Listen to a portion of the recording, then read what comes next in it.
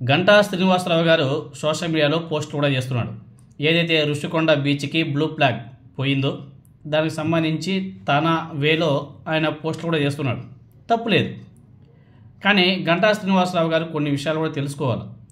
ఆయన ఎమ్మెల్యేగా ఉన్నాడు, మినిస్టర్గా కూడా పనిచేసిన అనుభవం కూడా ఉంది ఆయనకి. అలాంటి వ్యక్తి, అంత ఎక్స్పీరియన్స్డ్ పొలిటికల్ లీడర్గా ఉన్నటువంటి ఆయన ఇలాంటి ట్వీట్లు చేస్తాడా అనేసి నేను కూడా నమ్మలేకపోయా. ఏంద్రా ఇంత సీనియర్ పొలిటికల్ లీడర్గా ఉండి ఇలాంటి పోస్టులు చేస్తాడు అని చెప్పేసి నేను కూడా ఒక ఇంత ఆశ్చర్యానికి కూడా గురయ్యా. ఎందుకంటే ఏదో కొత్తగా పొలిటికల్లోకి వచ్చిన వాళ్ళు, ఫస్ట్ టైం ఎమ్మెల్యేగా గెలిచిన వాళ్ళకి అవగాహన లేకపోవచ్చు, ఏదో చిన్న చిన్న తప్పులు చేస్తూ ఉంటారు, తెలుసో తెలియకో పోస్టులు చేస్తూ ఉంటారు.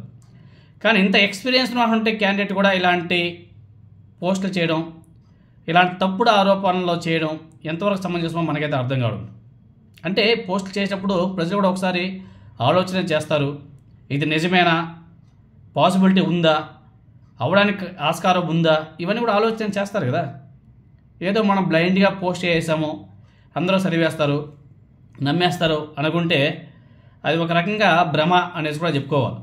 గంటా శ్రీనివాసరావు గారు ఏమని చెప్పారంటే, ఫస్ట్ ఆయన ట్వీట్ చేసింది, ఋషికొండ బీచ్కి బ్లూ ఫ్లాగ్ సర్టిఫికేషన్ పునరుద్ధరించడం మా ప్రభుత్వ చిత్తశుద్ధికి నిదర్శనం.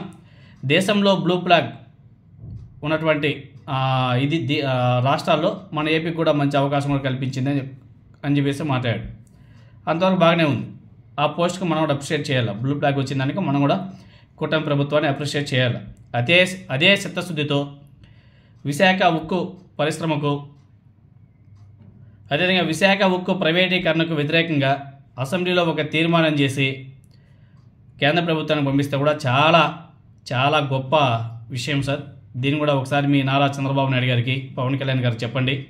అసెంబ్లీలో తీర్మానం చేసి పంపిస్తే ప్రైవేటీకరణ చేయకుండా ఆపడానికి ఆస్కారం ఉంటుంది. ఇది మీకు తెలియంది కాదు, మేము చెప్పాల్సింది కూడా కాదు. ఒకసారి దాని గురించి కూడా ఒకసారి ఆలోచన చేస్తే చాలా బాగుంటుంది. అదేవిధంగా స్పెషల్ స్టేటస్ గురించి ఇవి కూడా కొంచెం అంటే మీ కూటమి ప్రభుత్వానికి, కేంద్రంలో ఉంటే కేంద్ర ప్రభుత్వానికి ఒకసారి గుర్తు చేస్తే చాలా బాగుంటుంది. అదేవిధంగా ఇంకొకటి డీలిమిటేషన్ పైన కూడా అసెంబ్లీలో తీర్మానం చేయండి, లేకపోతే నారా చంద్రబాబు నాయుడు గారి ద్వారా, పవన్ కళ్యాణ్ ద్వారా ఏమైనా సరే మాట్లాడించండి. కేంద్ర ప్రభుత్వానికి ఒక వినతి పత్రం అయినా సరే రాసి పంపించండి. చేయకండి. మీరు గతంలో చెప్పారు పాపులేషన్ ఎక్కువైపోయింది, దాన్ని తగ్గించాలని చెప్పేసి మీరే చెప్పారు. దాన్ని సౌత్ రాష్ట్రాలన్నీ కూడా పాటించాయి, రాష్ట్ర జనాభాను కూడా తగ్గించాయి. ఇప్పుడు రాష్ట్ర జనాభా ప్రాతిపదికన మీ నియోజకవర్గాల పునర్విభజన చేస్తామంటే ఎంతవరకు సమంజసమని చెప్పేసి ఒక లెటర్ రాసి కేంద్ర ప్రభుత్వానికి పంపించండి. ఎందుకంటే మీరందరూ ఒకటే కదా, పంపించండి.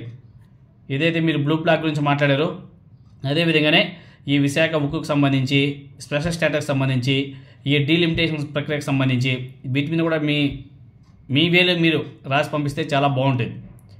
తర్వాత ఇంకొక పోస్ట్ చేశాడు మన గంటా శ్రీనివాసరావు గారు. ఈ పోస్ట్ చూసినప్పుడే నాకు కొంచెం ఏంద్రా ఈయన అన్న కోణంలో కూడా ఆలోచించాను. ఆయన ఏమన్నాడంటే, నాడు ఋషికొండను కొట్టేసి ప్యాలెస్ కట్టుకున్నారు, ఆ కొట్టేసిన మట్టి మొత్తం బీచ్లోకి రావడం అంట. ఆ కొట్టేసినటువంటి మట్టి మొత్తం కూడా బీచ్లో పోసారంట. దీంతోనే ఋషికొండ బీచ్లో రోజు రోజుకి అధ్వానంగా తయారవడం, నాడిచంటి బ్లూ ఫ్లాగ్ని ఉపసంహరించుకోవడం జరిగింది అని చెప్పేసి ట్వీట్ చేశాడు. ఏమైనా సరే వ్యాలిడ్ పాయింట్ అనేది. ఋషికొండ పైన ఎక్కడో కన్స్ట్రక్షన్ చేస్తే, ఎక్కడో పైన కన్స్ట్రక్షన్ చేస్తూ ఉంటారు, దాని చుట్టూ కూడా ఏదో సేఫ్టీగా కూడా క్లాత్ రెడీ కూడా కట్టి మరీ చేస్తూ ఉంటారు. ఆ మట్టిని ఎక్కడ పడితే అక్కడ పోయిరు, ఎందుకంటే గవర్నమెంట్ అక్కడ కన్స్ట్రక్షన్ చేస్తుంది, ఎక్కడ పడితే అక్కడ పోయిరు. ఆ విధంగా ఈయన మాట్లాడేదానికి ఏమైనా సరే వ్యాలిడ్ పాయింట్ ఉందా?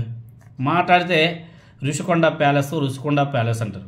అది ఏమన్నా ఎవరిదైనా సరే పర్సనల్ ప్యాలెస్లో ఏమన్నా జగన్మోహన్ రెడ్డి గారి పర్సనల్ ప్యాలెస్లా, లేదా వైఎస్ఆర్ కాంగ్రెస్ పార్టీకి సంబంధించినటువంటి పర్సనల్ ప్యాలెస్లా? కాదు కదా, అది ప్రభుత్వానికి సంబంధించినటువంటి ప్యాలెస్.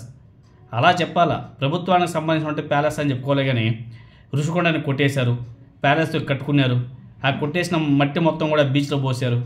ఇవన్నీ వ్యాలిడ్ పాయింట్స్ అయినా? గంటా శ్రీనివాసరావు గారు మీరు సీనియర్ పొలిటికల్ లీడర్ అండి. మీరు ఇలాంటి మాటలు మాట్లాడితే మీ జూనియర్స్ ఎవరైతే ఉంటారో వాళ్ళు కూడా కొంచెం తక్కువ చేసి చూస్తారు. ఒకసారి ఆలోచించుకోండి సార్. ఇలాంటివి చేయకుండా ఉంటే మంచిది. ఎందుకంటే మీరు సీనియర్ పొలిటికల్ లీడర్, అది ఒకసారి గుర్తిరుక్కోండి. ఇంకా నయం, వైజాగ్లో ఉన్నటువంటి వైఎస్ఆర్ కాంగ్రెస్ పార్టీ వాళ్ళందరూ బీచ్ వద్దకు వచ్చి కాలకృత్యాలు తీర్చుకోవడం వలన బీచ్ అవసరాల పరిసరాలు మొత్తం కూడా పాడైపోయాయి. అందుకే బ్లూ ఫ్లాగ్ ఉపసంహరించుకున్నారని చెప్పేసి అనలేదు. మీరు బతికిపోయాం. ఋషికొండ మీద జగన్మోహన్ రెడ్డి గారు ప్యాలెస్ కట్టుకున్నది నిజమైతే దాన్ని మీ కూటమి ప్రభుత్వం కూల్చివేయాలి కదా. ఎందుకు మరి ఆ పని చేయలేకపోతున్నారు? ఇంకా కూటమి అధికారం చేపట్టిన మరుసటి రోజే ఇదే గంటా శ్రీనివాసరావు గారు పటపటపటపడం పరిగెత్తుకుంటా పోయి ఓపెన్ చేసి పెద్ద హడావుడి చేశారు. మరి జగన్మోహన్ రెడ్డి గారి ప్యాలెస్ అయితే కొట్టేయండి, కొట్టేసి మీకు కావాల్సిన నిర్మాణాలు చేపట్టుకోండి. అవి ప్రభుత్వ నిర్మాణాలు సార్, మీకు తెలుసు. ఎందుకు ఇంకా దాని మీద రాద్ధాంతం చేస్తుంటారు? పర్మనెంట్ బిల్డింగ్ సార్, దాన్ని మంచిగా వాడుకోండి సార్. ప్రభుత్వ అదేంటి ప్రజల డబ్బుతో కట్టుకుంటే బిల్డింగ్స్ సార్ అవి. మీరు వాడుకోండి. ప్రభుత్వానికి సంబంధించి ఏమైనా సరే ఆఫీసులు పెట్టుకోండి, లేకపోతే ఒక రాష్ట్రపతి ఎప్పుడైనా వచ్చినప్పుడు నివాసంగా వాడుకోండి, లేకపోతే గవర్నర్లు వచ్చినప్పుడు అక్కడ కూర్చోడానికి ఒక ఆఫీస్ పెట్టండి. ఇప్పుడు ఏదో చెప్తున్నారు కదా, ఏపీ హైకోర్టుకు సంబంధించి బెంచ్ అక్కడ పెట్టండి, ఏదో ఒకటి పెట్టండి. అంతేగాని ఇప్పుడు 1 year అయిపోయింది, దాన్ని ఖాళీగా పెట్టారు, ఏం లాభం? ఎప్పుడు చూస్తే దాని మీద విమర్శలే తప్ప దాన్ని ఎలా యూటిలైజ్ చేసుకోవాలని చెప్పేసి మాత్రం ఆలోచించారు సార్. ఒకసారి దాని మీద కొంచెం ధ్యాస పెడితే చాలా బాగుంటుంది సార్. అంతే. అదేవిధంగా మీరు ఇలాంటి చీప్ పోస్టులు చేయకండి సార్, కొంచెం బాగలేదు.